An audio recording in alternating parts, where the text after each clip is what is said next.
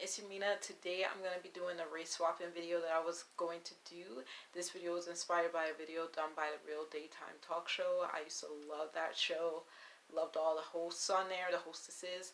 And that video came out in 2020. I'll make sure I link it when I upload this video.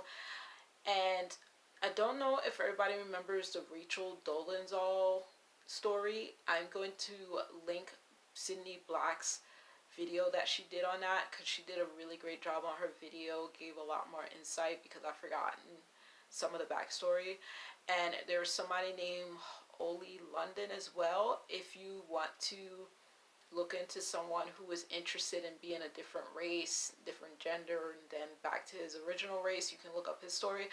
I won't link any of his stuff, but I'm gonna link Sydney Black's video on Rachel Dolezal. So she was a white American woman who identified as black later on in life, and she was very pro-black and helped with a lot of black organizations to continue to get rights for black people and to benefit black people.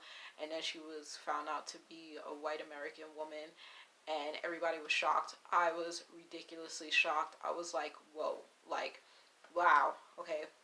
So there are some people who make talking points about like skin color or race, like why would you pick on someone for their race or their skin color, like they had a choice in that matter.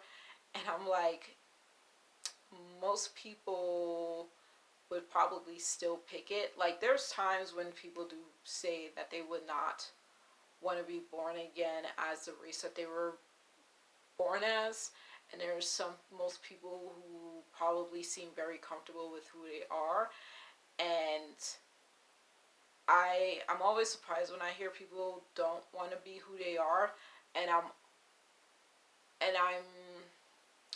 more surprised when people actually think saying, well, they had no choice in the matter is like a helpful saying, because even if that person chose that race again and again, chose their skin color again and again, it should be about you accepting who they are and not worrying about what they would choose if they could choose differently, because they are who they are. So when Rachel's story came out, I was shocked. I couldn't fathom wanting to be different, and I was just very surprised. And growing up in New York City, I had a lot of diversity around me, and I watched a lot of TV from the time I was 4 years old to the time I was in my 20s. I watched so much television that I saw so many different kind of people. I saw people who looked like me, and most of the people did not look like me, and even the people who looked like me did not share the same skin color with me, but that never like fazed me. I was just like, that person's still person of African DNA, African descent. Like, I enjoy seeing people who look like me, even if they don't 100% look like me. So so I just like appreciate diversity, and I appreciate seeing people who look even remotely like me or closely like me. Is just, I just love diversity of people, and I love being around people who are like me in some kind of way, and people who are not like me in some kind of way. Like, it's okay. Anyway, diversity, non-diversity. I like diversity though. So that's one aspect I want to bring out. So the video that the Real Daytime Talk Show had brought out was based on the Black Lives Matter movement that was going on, all the marches that were happening. Like, would you choose to be black if you had a choice? And a lot of people in the comments had commentary and comments and things to say, and I gave the same answer then that I gave to my aunt back in my late teens. So I'm pretty sure this happened when I was moved into my grandparents' house, my grandma, my grandpa, with my auntie, who's the youngest out of my mom, uncle, and auntie. And anyway, we went to the Guggenheim. All four of us went to the Guggenheim. We had lunch. We went to the Guggenheim. I don't think we had dinner that day, or maybe we did. Anyway, we went to the Guggenheim, saw an exhibit, had fun with each other, enjoyed the exhibit, enjoyed the museum, left the museum. We were waiting outside for my grandparents, my auntie's parents, and we we ended up being around some African people and like immigrant Africans, and they were super nice, super welcoming to my auntie because they kept telling her, "Oh my goodness, where are you from? You look like one of us. You look like one of us." And they completely left me out of the conversation. So I was like, "Oh, I wonder where I look like I'm from." And I felt a little bit left out, and they didn't like include me at all. And so I kind of like moved away from them and let them have the conversation with my auntie. And then when my auntie was done, we went to hang out with each other. I think my grandparents went back home, and the Guggenheim, if I remember correctly, yeah, it's in Manhattan, and we lived in Queens. So they went back home, and we stayed in Manhattan for a bit. And my auntie, while we were like talking and walking and talking, she said to me, like, if reincarnation was real, like, what race would you want to come back as? And I said to her, honestly, like, I would want to come back as like a dark skinned Indian woman from India, or I would want to come back as myself because I believe in a resurrection. So I wasn't practicing Christianity back then. I did remember a lot of the things that I had learned when I was little and younger. And I was like, yeah, I believe in the resurrection, so I actually would want to come back as myself. Like, Indian women are beautiful, but yeah, I want to come back as myself. So she was like, really? And I was like, yeah, I really never thought of it before, like, I would just want to come back as myself. But she was surprised. I don't remember her giving me an answer because I think she was surprised by my answer. And I never wanted to be anyone else. Like, besides, I've shared this online multiple times. Besides, when I was like 10, 11 years old, I had prayed to God to be a dark-skinned black woman, dark-skinned black child, because of the teasing and the annoying experiences that I had, like, growing up with my siblings teasing me and other people teasing me. I wanted to be dark skinned, but very quickly, like, I got out of that feeling. I never expressed that feeling to any of my relatives, and I just accepted myself over time as I am, and I never wanted to change my skin color besides, like, the tanning that I experienced randomly and the non-tanning that I did most of the time. So I never wanted to change my skin color, never wanted to change my appearance, like, never thought about surgeries because thankfully I don't deal with anything that makes me, like, nitpick. Like, obviously I can look in the mirror and nitpick stuff, but in general, overall, I'm like happy with my face and I'm happy with my racial identity, even though it's like more now I know more about it. And then I work out to like make sure that my body is the way I want it to look. But yeah, I never wanted to change my race, and I'm surprised that I've heard at least one person online say that she would want to come back as a different person if she had that option. And oh, and one thing I forgot to add, like with the resurrection, when I said specifically come back as myself if I was to pass away, I like there's about 9 resurrections recorded in the Bible, and one of them is Jesus's resurrection, but the other 8 were people who stayed on earth and didn't go to heaven, and they were resurrected and their relatives recognized them right away. But with Jesus, when he was resurrected, no one recognized him except for people who were his disciples and who were around him, like closely associated with him. Once he started speaking to them, they actually recognized his teachings, even though they didn't recognize his face based on the way the gospel spoke about it. Like, he was not recognizable as himself until they actually heard him speak.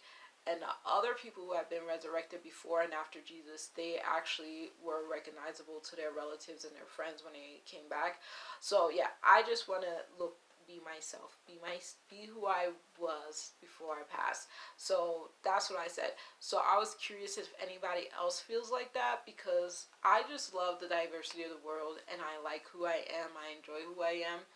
I'm my own best friend, and I'd rather stay who I am and continuously learn about my ancestors and about my DNA and where I come from and all that stuff. So like I would like to continually learn about that, but I never wanted to change my race like for real. Like that answer was just because I admired women from India, but it was kind of surprising that that was my answer because before admiring people from India, I admired Chinese people. Like some of my favorite people growing up in real life were my Chinese friends, and it was shocking that I didn't give that answer. I particularly said like a dark-skinned Indian woman. So yeah, so I'm curious if anybody ever felt like that. Um, I'm going to share a poem that Aoki Simmons had like posted, and I've never felt like this at all in my life. Like I know. Wait a minute. Can I say I know this? Let me see. Yeah, there are some instances that I've heard. Like there was one book, The Bluest Eye by Toni Morrison, where a young girl wanted to be like blonde, white with blue eyes, and that book is an intense book to read. Yeah, don't don't go into that book blind. And there are people who have expressed those sentiments because some of them are biracial and they present as mixed or as more black, and they want to be perceived more white, and some people are the opposite. I don't know if that's always the case. So it's just fascinating when you see biracial and mixed people who do seem to like look more like one side of their family instead of the other, and hopefully you want them to feel comfortable with themselves. So I'm hoping that mostly everybody feels comfortable with themselves, if not everyone.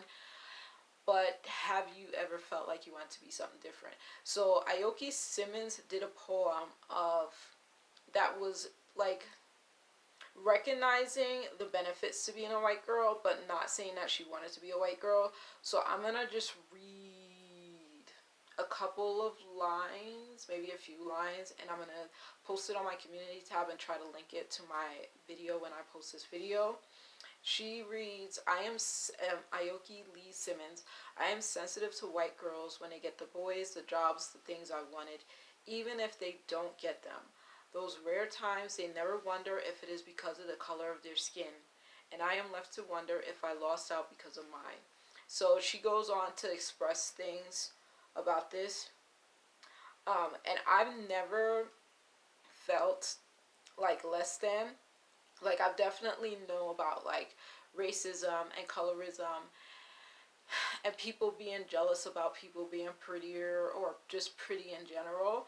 And so I've seen things, I've heard things, and I've understood things, but I've never wanted to be somebody else. I've definitely thought people were prettier than me, but I did not want to be them. I may have liked their hair a lot, but I just wanted my hair to look like that without like having to do anything to it. But most times I'm just like, I just appreciate beauty outside of myself, and I don't need to like be that to appreciate it, and just hope that people appreciate my appreciation. But yeah, I never wanted to be any other race besides like that little answer that I gave to my auntie, and I didn't even think about it that deeply. Yeah, I just gave her an answer because I love quizzes and trivia. No, I love quizzes and asking people like questions about things that they could possibly be thinking about. So I just thought that was an interesting question, and I don't know if it was because of the African people who had asked her all those questions about where she was from and didn't include me, because I think she noticed that. But yeah, with my auntie, we don't always talk that deeply about all things, especially when it came to race and stuff. Not all the time. So I just thought that was an interesting thing that came up because of that interaction she had, and yeah. So I answered the question the same way to my aunt, and I answered that same question that the Real Daytime Talk Show did in the same way that I had spoken to my aunt about it, because I was just like, yeah, I don't want to be anything else, and I love that I can learn more about myself. And if I would have came into the world knowing exactly who I was from the beginning, that would have been nicer, but learning as I grow is fine too, because that's the case for some of us. We have to learn as we grow about ourselves. But yeah, so that's the end of my video.